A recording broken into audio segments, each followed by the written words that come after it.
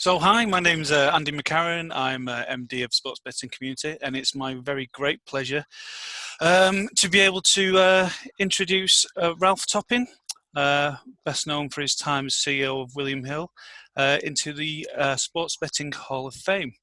We've got Ralph with us here today. Hi Ralph, how have you been coping during lockdown? Enjoyed it in lots of ways. We've taken the opportunity to get a lot of work done around the place.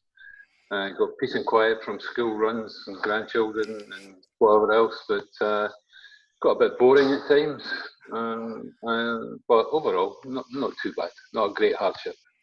Well, that's good to hear. I mean, we're here today to celebrate your career in the industry and say thanks. So, you know, when you've been in the industry for a very, very long time. I mean, you started off in betting shops when you were a kid, as did I actually. But how were the shops perceived when you started working in the industry? What drew you to them?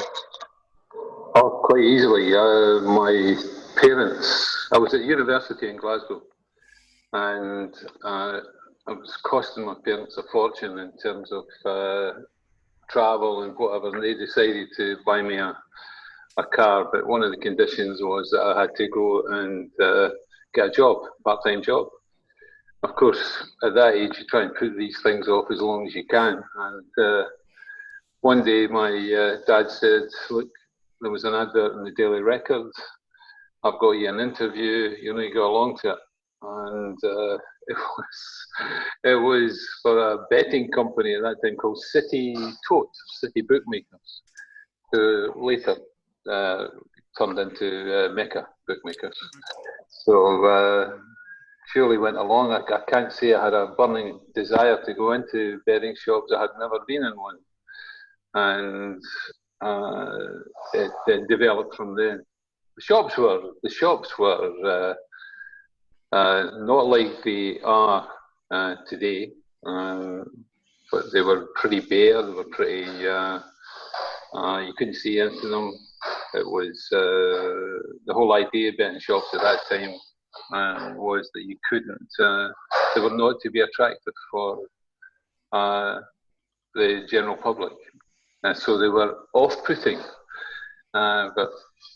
They were busy, really busy at that time. There weren't a lot of alternatives for entertainment, and they'd come from the street. So the people that were involved in it, when I first went into it, were private bookmakers mainly, and then we started to see regional bookmakers and then national bookmakers in there. So there was an industry going through a lot of change, but. Once you were in it, it was quite an exciting environment to be in. So what did you do when you first started? Was it were you on the boards or on the teller? What's the? I did. I was on the counter, so I became a cashier, I suppose you would call it. But I worked Wednesdays and Saturdays. Wednesday afternoon for a student was pretty. Was meant to be the time when you did recreational stuff. So my recreation was heading off to somewhere in Glasgow to go and work in a betting shop, and also on Saturdays. I was lucky, in fact, to be well trained by people. I worked in the only all-female betting shop in Glasgow at the time, up near Hampden Park, Victoria Road. And it was enjoyable. I have to say, it was enjoyable. Really nice people. I mean, with regards to the people and the customers, have they changed over time, or you know, is it the same kind of people still going in the shops, or have the customers fundamentally changed as the technology and the products has changed? I think you have to just, you know, most of them have moved on. They've gone to another place. So the customers I knew at that time have all definitely moved on. But if you're talking about the types of customers, then I think you have to put it in the context of the way society's changed. The expectations people had then changed. People got more sophisticated, although at times you wondered if they were getting more sophisticated when you walked in some betting shops in Glasgow. But generally, they were more demanding, they expected a lot more. And I think you've seen that reflected in the shift in clientele. Betting customers, especially if you're only looking at retail, have been remarkably adaptive. They've accepted a lot of change that has been brought into the betting shop environment. So just as people who go to travel agents, go on holidays abroad, go to pubs, they've become more demanding. They expect a lot more. But that's natural progression, I think. So they have changed. So I mean, as you worked your way up through the company, I mean, you've only you basically only really worked for William Hill. Was it always ambition to get to the top, to make the changes that you could see that needed making, or was it just one of those things where there was something nobody better than yourself? No, when you're 19, you've got other things on your mind. You've got other things on your mind at 19. Yeah. No, you were always keen to progress, earn more money, do different things. And touch wood, I was lucky. I don't mind admitting I was lucky getting the roles I ended up getting a hell of a lot of roles within William Hill by always being keen on to progress, to try different things. And although it never felt it at the time, there was looking back, there was always people coming to you and asking you to move into different roles. So I was challenged all the time, which has made life enjoyable. So there's no reason to go to anywhere else. Mm-hmm. I liked the company. I liked the progress the company was making, especially when William Hill took over. And a guy called John Brown, who was a hard taskmaster, but he was a guy you learned a lot from, and ultimately, under his gruff and exterior, he was a pussycat. He was always had the best interest of the company at heart, and if you worked hard and you showed that you were committed to the organisation, John looked after you. So, I mean, you became CEO, I think it was 2006. Yeah, that really is, just I was ops director, so I was on the board. CEO is the best job in the world because you can effect a lot of change within a business. And William Hill at that time needed to change, and I think at the time, to be honest, they thought I was going to be a safe pair of hands. But having worked in the business, I saw what was right with the business, and I also saw what was needing to change. And there was quite a few things needed to change. Because you just inherited, you just done a merge. You just acquired the Stanley leisure shops, hadn't you? Yeah, that came under my remit, the integration there, which was interesting. We'd acquired that, and we'd kind of lost our way a little bit on the web business, where we'd originally been the leaders in the UK. Decided, rightly or wrongly, I'm not going to be critical of the decision, that we were going to build our own technology, and to be quite frank, we failed at it. So there was a need to stop, take a breath, and decide where we were going and how we were going to develop our online business. So shops are fine, online business. I don't think it wasn't in a terrific state at the time. So that sorry, excuse me. So that led to this groundbreaking deal you did with Playtech at the time, where it was the light that the industry had not really seen. Where Playtech did they get 15% of William Hill Online or something like that? Okay. I can't remember. They got a hell of a lot. I think it was north of that. It was about 29%. Okay. But it came about in a fluky kind of way because I was in Greenside House at our HQ, and there was a meeting going on in the boardroom. Now the toilet was just outside the boardroom, so on the fifth floor. So I'd come out the toilet, looked into the boardroom, and I thought, wonder who these guys are. So I'd walked in, and it was Abigail Zamora, CEO of Playtech, was seeing a guy called Stephen Reed. Really good executive, Stephen. And I sat in the meeting and said to Abigail, "What are you going to do for my business? You want to work with William Hill. What do you want to do?" And I got the usual spiel. More Weiser was actually Abigail's understudy, so he was at the meeting as well. And one thing led to another. Abigail and I got on. I said I wanted more Israelis in my business. I wanted switched on people for my online business. Israel I always considered to be outside Silicon Valley, a key place for internet development and technology. And one thing led to another. That we ended up doing a deal with Playtech. Now, being a new CEO, I got full support from the board at the time,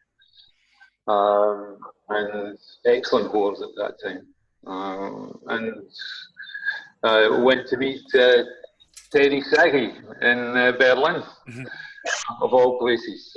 Terry had a lot of business interests in Berlin, and so went to meet him. We got on really well, and I think Terry was tickled by the fact that I'd been in the industry for the same amount of time as was his age at that time.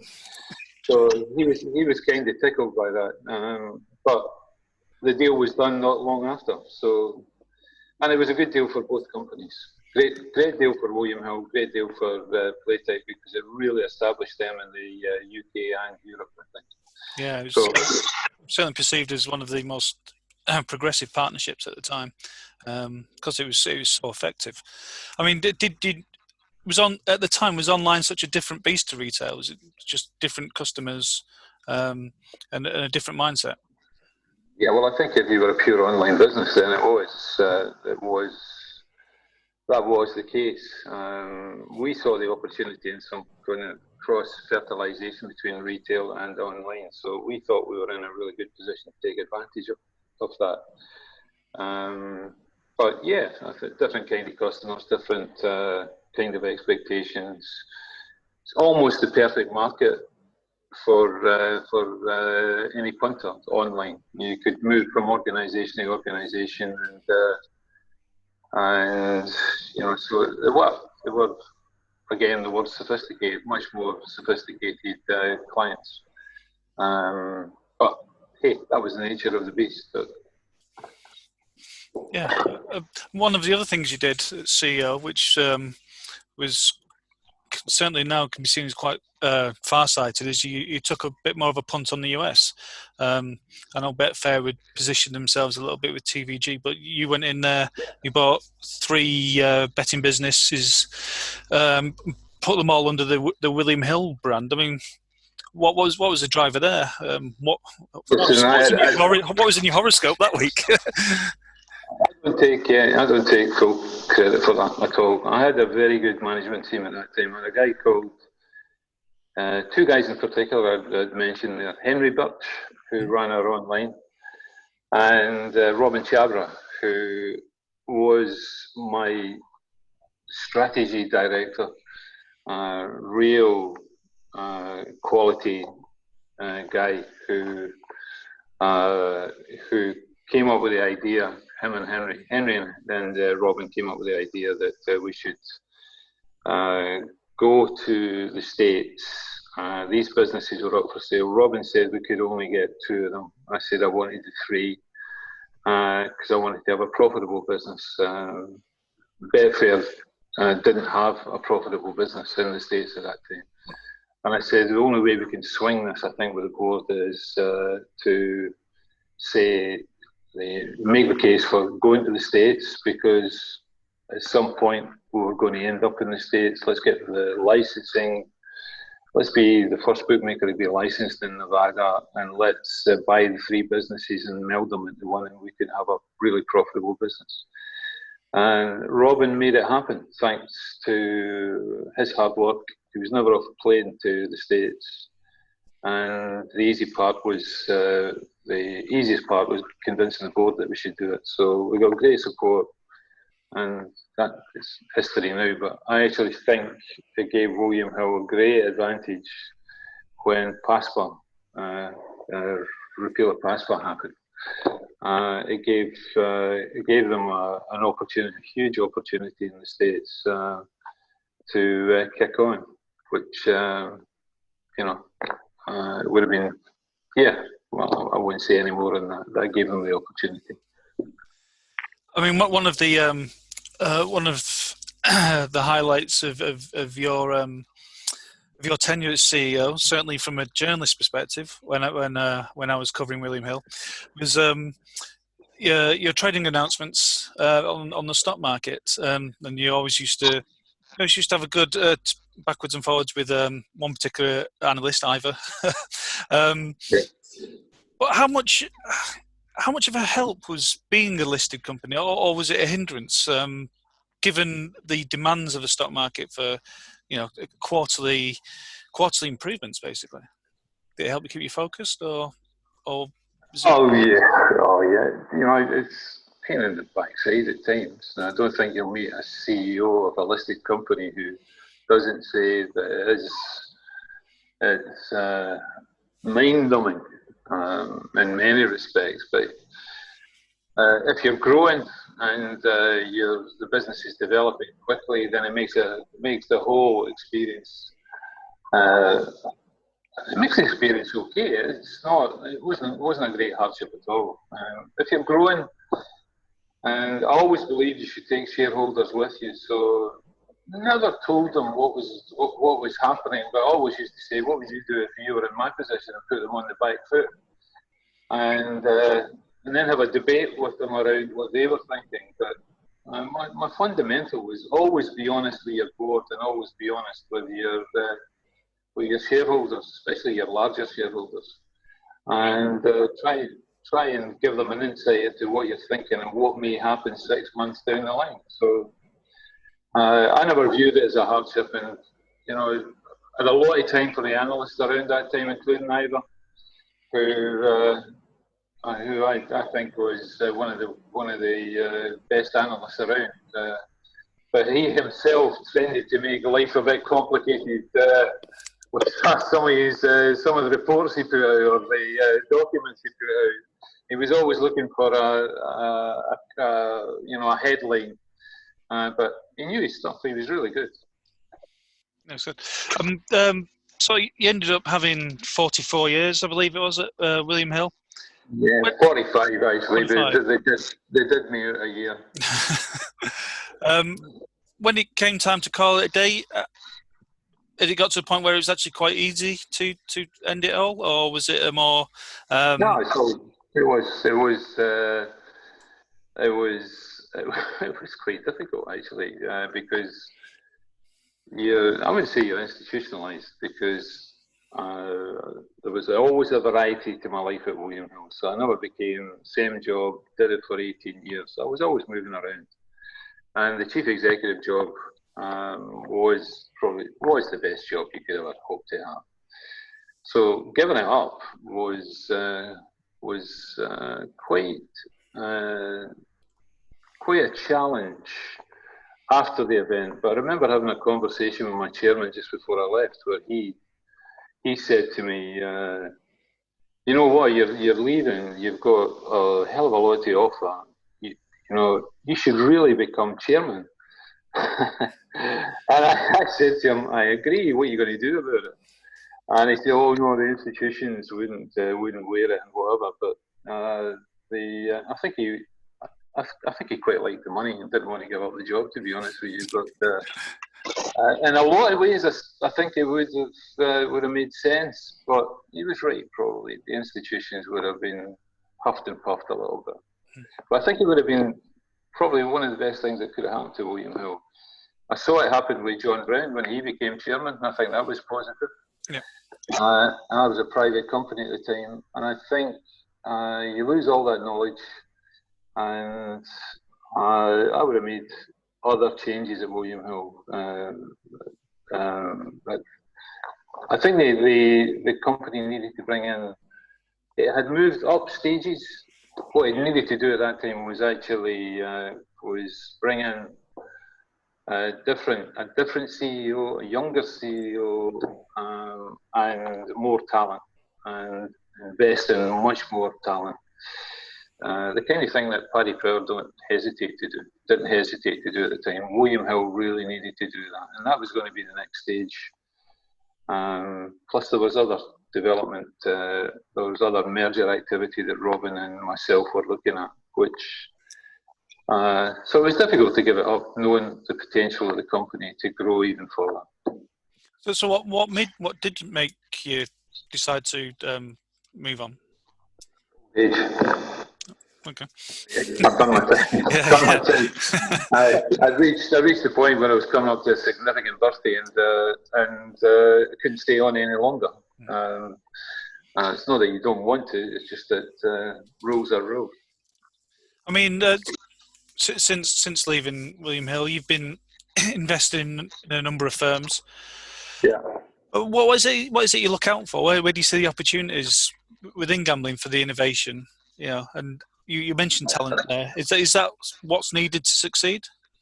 I think there's a whole combination of things that needed to succeed, but you can't look past talent and having A graders in your business in key positions, teamwork, and a good strategy, a plan for the future of the organisation. So I like to sit down with management teams. I like to meet management teams. I like to hear their perspective. And if I'm sold on the plan and the management team, I'll invest. Ultimately, it's management teams that develop businesses, not really boards. I think boards are there for governance purposes. But management teams should get all the credit for developing businesses. I mean, one of the other firms you've been closely involved with now. I mean, you mentioned the chairman role that wasn't offered at William Hill, but you've been involved with Superbet, where there's quite an enclave of former William Hill staff as well. I mean, what stands that company out from its peers? Sasha Dragic, its owner, by far the largest shareholder. One of the best guys you could ever meet in the sector, and I've enjoyed immensely working with Sasha over the last, I think it's 4 years coming up. He's just a different beast altogether. He's got vision, he's got drive, he's got enthusiasm. He used to be a chess player and a high quality chess player in Romania, and he thinks 2 or 3 moves ahead.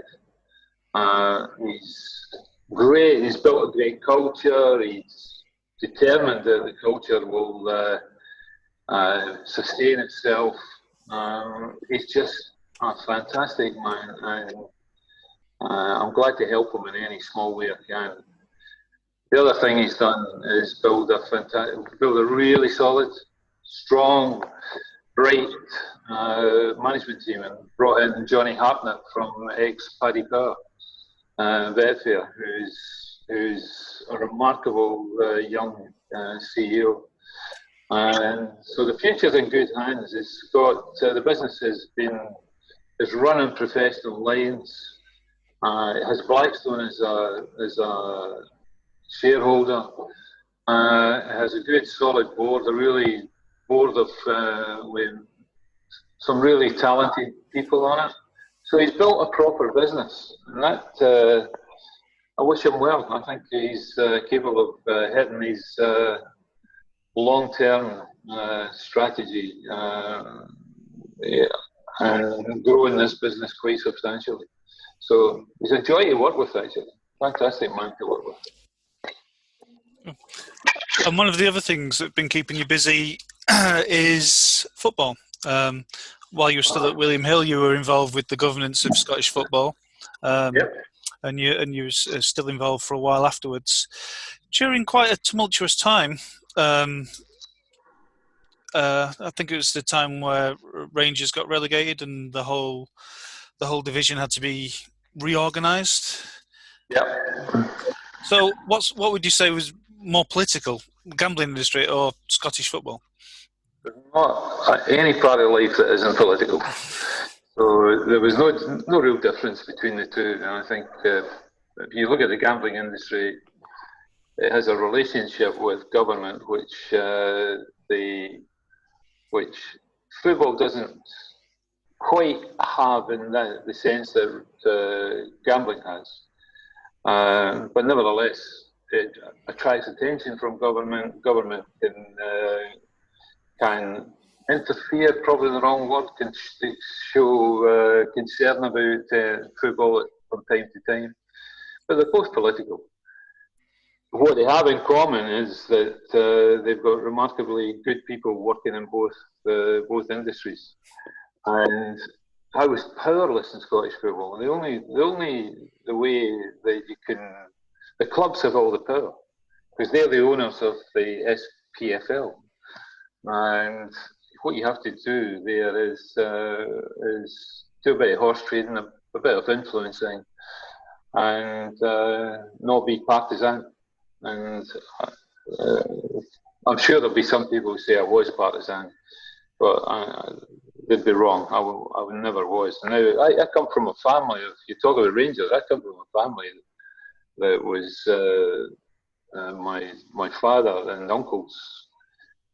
Two of my uncles were Rangers fans, and I've got another uncle who was and grandfather who were Hearts fans. So there was a fair bit of abuse going around. I'm sure up in heaven when my grandfather looked at what happened with Hearts when I was there, and also my uncles looked at what happened with Rangers. But I think we made decisions. The clubs made decisions, and we got behind the decisions they made. So that's all you can ever ask for.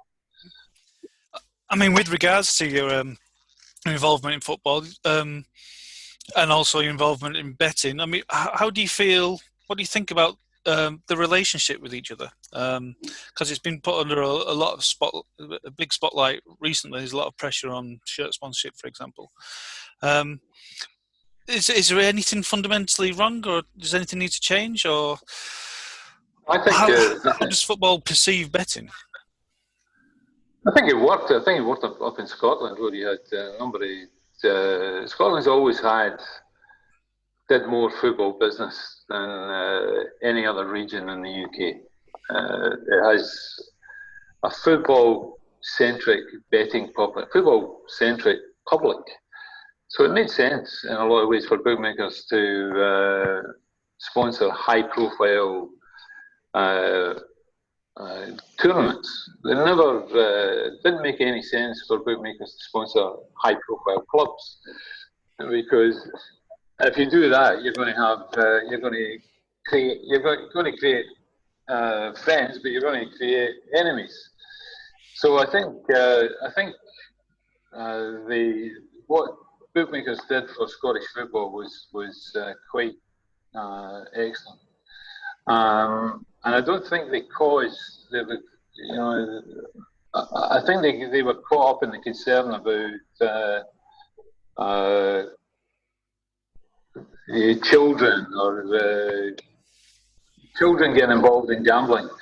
But to be quite honest with you, they should have been concerned about children getting caught up in lottery betting more than getting caught up in actual gambling in online or on betting shops. I think there's much more to be concerned about on the lottery than there ever was in betting. But hey, that's the real world we're living in at the moment, and I think the relationship was good between football and gambling, but we're all moving on now, and hey, you just got to shrug and accept it. I mean, the other big thing that's happening soon, which may affect that relationship, is a pledge to review the 2005 Gambling Act. Obviously, you'd have seen that going through Parliament, as did I, when you were operations director. Where did the Gambling Act do things right, and what needs to change now for everyone to flourish? I think the Gambling Act was at its time, during when it came out. I think it was at a time when you had strong government, when you had government who would take positions and work with the gambling industry. I think where we are now in the UK is that we have, in London, we have a weakening of government. Whether that's brought about by Brexit or whatever, we have a government which is not as strong as it was perhaps around 2005. And I think there's a number of people in Parliament, whether it's on issues like Brexit, where you have the groupings, which are very, very powerful. I think we're seeing the same thing with Parliament at the moment, where you've got groupings of people who pick one subject for their focus, and gambling and bookmaking is that one subject. And I don't think they imply any. A lot of the concerns they have, I totally accept, but they're not capable of saying where they want the gambling industry to end up. So there's a piecemeal approach. There's if it's appeared in the Guardian, then I've really got to be concerned about it. Even more if it appears in the Daily Telegraph or the Daily Mail. And I just wish they would sit down and tell, work with the industry as to where they want to get to, whether that's actually achievable, have the debate with the industry, and then decide in a reasonable way what they wish to see happen in the UK. If there was ever a time when it required government to be strong, I think it's at the moment, because you could have a very, very strong gambling industry in the UK centred on, taking that responsible attitude to gambling, which pervades bookmaking now in the UK, to other places in the world. Bookmakers in the UK are in demand, whether it be in the US. I think you'll see it in South America. You certainly see it in Europe. So I think we've got a lot to offer, and I think if the government were a strong government, I think they would realise that and look at the prospects for developing that kind of industry. As it is, they've got a record of killing off strong industries because they never sat down and thought about where they want to go. And I think we're in that with gambling at the moment. It's a pity. It's a hell of a pity. So you think there's an opportunity, like the UK was one of the better, one of the most progressive gambling sectors in the world. There's an opportunity for the UK to be the best safer gambling operators in the world and take that elsewhere. Yeah, I think it's an opportunity for the way in which gambling has evolved in the UK to be taken elsewhere. I think that won't happen. I don't think we've got a government with imagination to make it happen. I think we've got too many vested interests within Parliament, whether it be the Bishop of St Albans or some obscure MPs who nobody ever heard of, who've decided to make gambling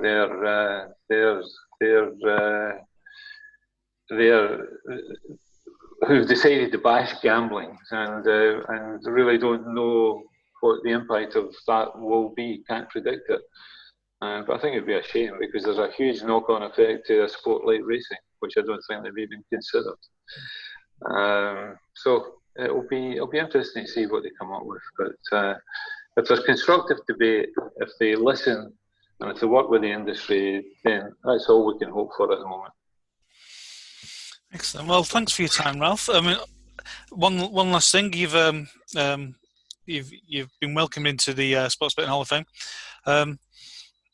How pleased are you to join in some of the other greats of the industry in there? I think growing up in the industry, because I can say I grew up in the industry. There have been it was a privilege to meet and observe a lot of the people who have appeared in in the Hall of Fame. There've been some exceptional people. I'm very humbly accepting your kind offer. But I have to say, I can only thank you for it, and I think it's a good thing for the sector that there is such a thing as a Hall of Fame. There's lots of people I can probably identify now who you'll be interviewing when you've got a grey beard and grey hair, and I hope Sasha Dragic is one of them. Well, with people of your quality advocating for him, I'm pretty sure he'll be getting an email over the next few years. But there's others coming through in the US who you won't have heard about, but there's others, believe me, who are the sharpest tax and have got business models which are much different to what we've experienced before. So I'm sure Mr. Portnoy will end up getting something from Barstool's his Barstool's connection. He might be in the Hall of Fame, and his interview and his acceptance speech will be worth turning up for. It will also probably be heavily edited. There's the pity. Have courage, Andrew. I've got courage. It's just the slander laws that I'm a bit worried about, but that's fine. Ralph, thank you very much for your time. All right. Cheers, man.